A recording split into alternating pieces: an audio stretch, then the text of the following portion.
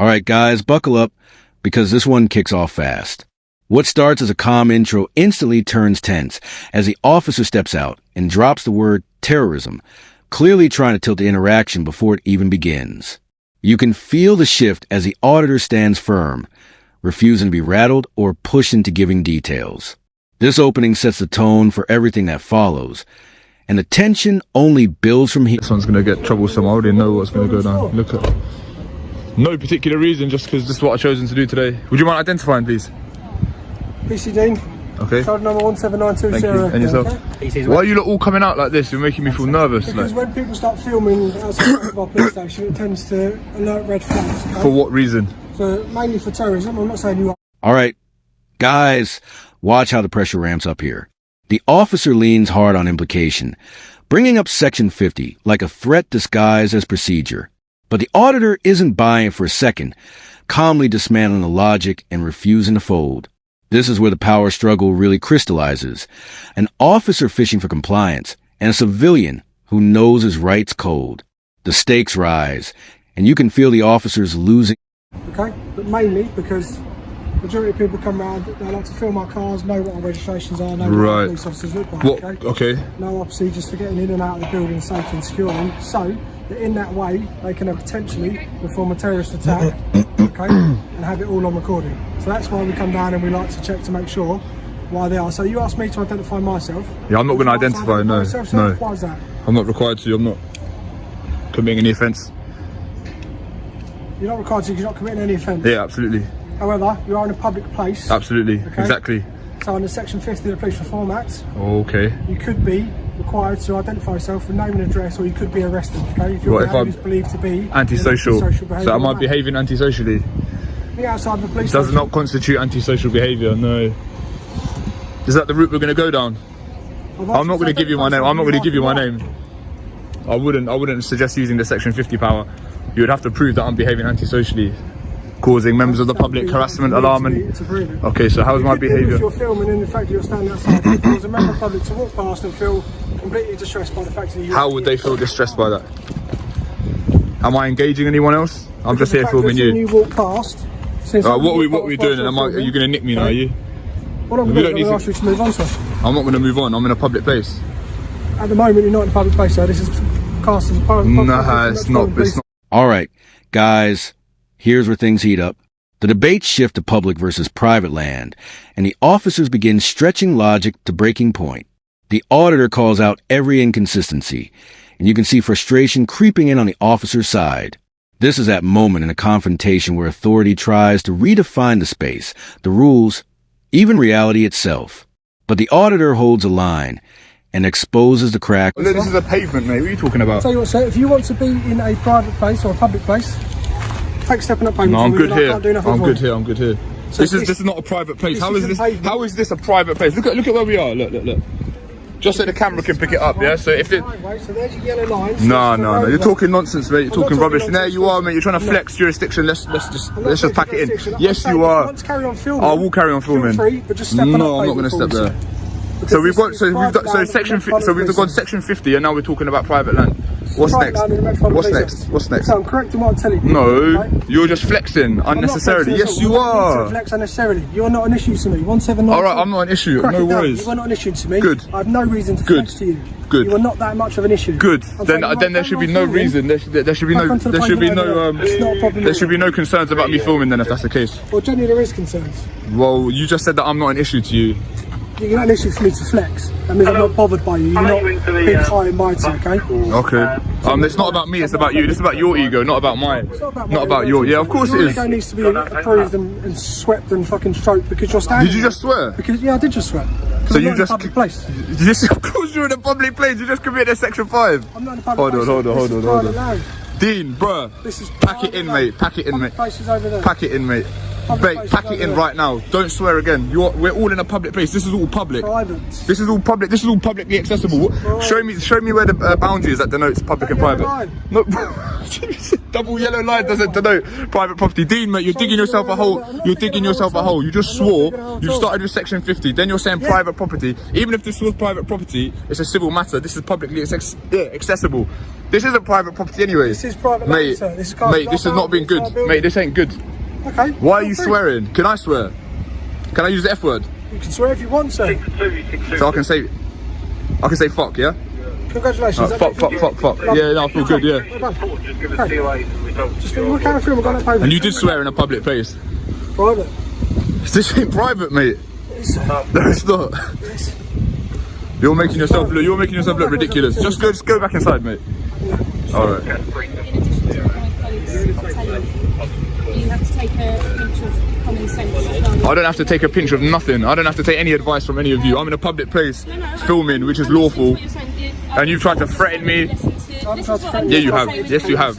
You haven't educated me. I'm educating you right now. Go on. Like, with you standing so close to the entrance. I'm not obstructing you, am I? No, but you need to listen. With you standing so close to an entrance, filming, that poses security questions for us, okay?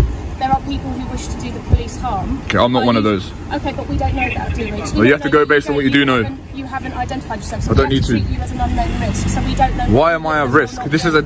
All right, guys, this part hits peak escalation. The officer claims a public swearing offense, throws around warnings, and keeps telling him to pack it in, but nothing lands. The auditor stays planted, almost unfazed, and it's the officers who start losing composure. You can sense how quickly confidence turns into irritation when authority meets resistance. This is the moment where the imbalance of power flips for a second, and it's common sense. Based on what? If an old Sir, granny was filming here, would she be an unknown risk? You're not letting me finish, so that you can't understand my point. Okay. By you standing here, common sense would dictate that poses a security risk. Why? Is the building not secure? Like, you lot are armed, like you've got a taser. Like, what sort of security risk is it? You standing here constantly, filming cars coming in and out. Marked cars that are paid for by the taxpayer. I've got every right to film them. Right next to where gate opens in and out. Like I said, you're an unknown risk. You've got a bag. We don't know what you've got on you. You could run in. You could have something on you that we don't know. Yeah, well, so that's why. I mean, there's lots of members of the public that have stuff on them that you don't know. I know, but they're not.